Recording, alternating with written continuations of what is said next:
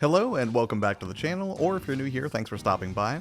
Today we're taking a look at 10 Steam games dropping in September to look forward to. Naturally, we don't know if they're all going to perform great on the Steam Deck yet, but we're hopeful, so let's just go ahead and dive right in with one that I'm cautiously optimistic about, but as a Dead by Daylight fan, I'm sure I'll be obligated to play it eventually, and that would be the casting of Frank Stone dropping on September 3rd. So this is published by Behavior Interactive, but developed by Supermassive Games of Until Dawn and the Dark Pictures anthology fame. And similarly, this too will be a choose-your-own-adventure sort of spooky story that's likely to come off as less of a game and more of an interactive experience. Set in the town of Cedar Hills, Oregon in the summer of 1980, it follows 4 young filmmakers on a mission to make a horror movie in a creepy old steel mill. And I'm sure before too long some sort of murderous nonsense is going to go down, presumably involving Frank Stone. Now, I love a good spooky story, and considering it's set in the DBD universe, I'm all the more excited for this one. But even though I'm about 1,000 hours into Dead by Daylight and counting, I still am not super familiar with the just massive amount of lore that's on offer for this game. Although this should connect to the larger Dead by Daylight universe, and I'm sure people with a deeper knowledge of that lore are going to eat this up. And while I may lack the knowledge to appreciate it fully on the same level as those types of fans, I'm still going to get cozy with the demo in the next couple of days to try to get a better read on it.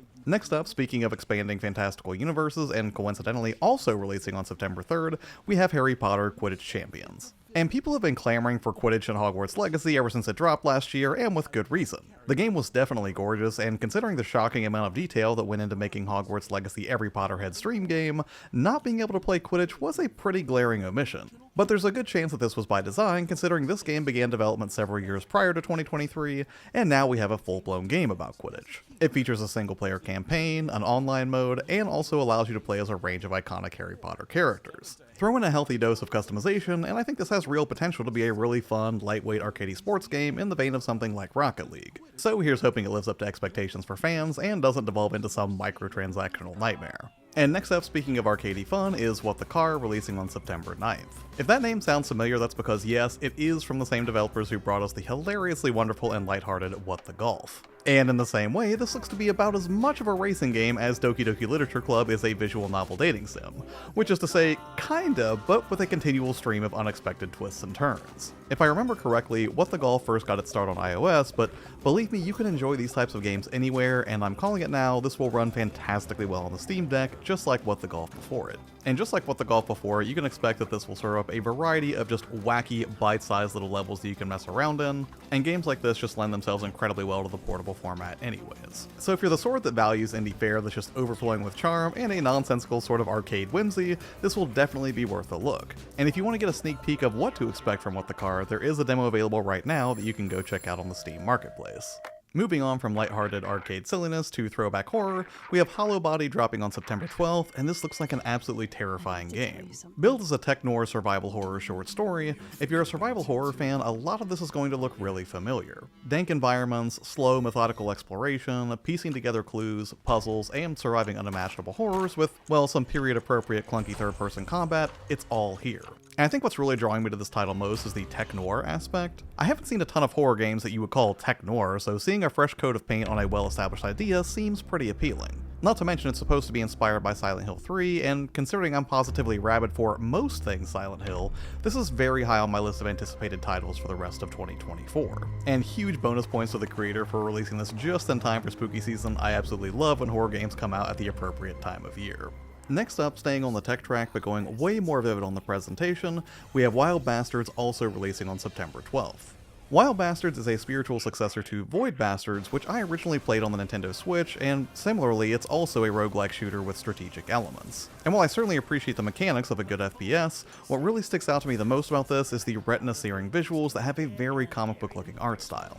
Everything we've seen so far looks really encouraging, and I'm guessing that beyond the visuals, it's also going to be pretty hilarious and feature a range of over-the-top characters if its predecessor was any indication. But hey, if you want to find out if Wild Bastards is going to be your cup of tea, what with an emphasis on strategic FPS, there is a demo available for this one as well right now, so if you do end up checking it out, please do let me know in the comments what you think.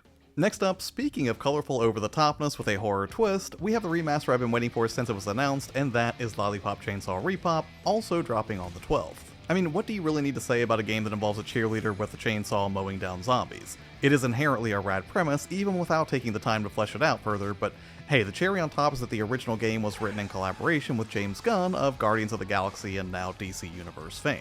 And beyond the surface level thrills of a magic/chainsaw wielding cheerleader who's staving off an army of the undead, it's sure to be overflowing with humor. Now granted, that might be over the top, gross out, pseudo-edgy humor that may not have aged perfectly, but I don't mind.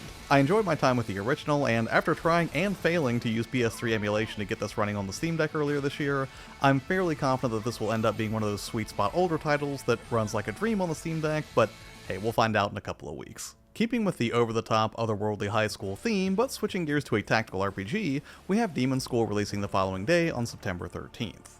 This is a new style tactics RPG where you'll be battling it out with foes in between the demon worlds, with fae and a range of misfit companions amidst university life on a mysterious island.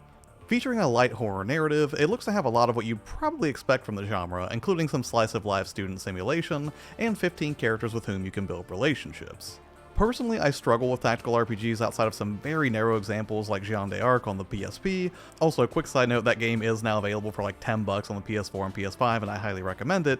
I might be willing to step out of my comfort zone on this one just a little bit, mostly on the merit of its interesting premise and bold, colorful visuals. But anyways, I imagine if you're a fan of games like Disgaea or Persona, this is likely going to appeal to you.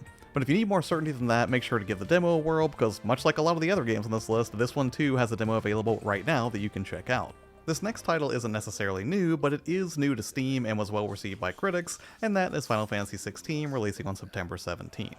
Unlike Demon School, this is a more conventional sort of action RPG. If you enjoyed the combat in any other modern Final Fantasy fare, you'll have a good idea of what to expect here.